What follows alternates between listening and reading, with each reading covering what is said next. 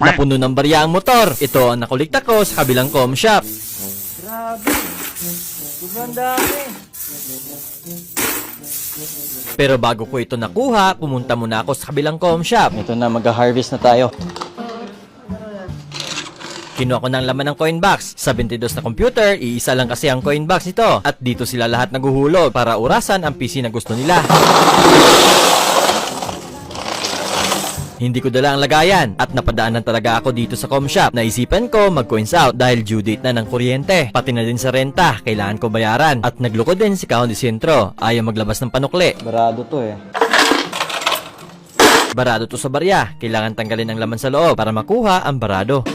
Yan, ganito mag-troubleshoot. Hindi na ikot to. Ito, kailangan umikot yan. May bumara. Bumara pala ang 5 na barya, kaya hindi umikot si Hopper. Kahit basic troubleshoot lang ay malalaman nyo na kung paano. Basta't desidido ka lang ayusin. Okay. Dito sa Coinbox na kasi lahat nagpapabarya at urasan ang computer nila. Kaya ito ang makabagong pisunit ngayon. Ayos na ang Blue Hopper.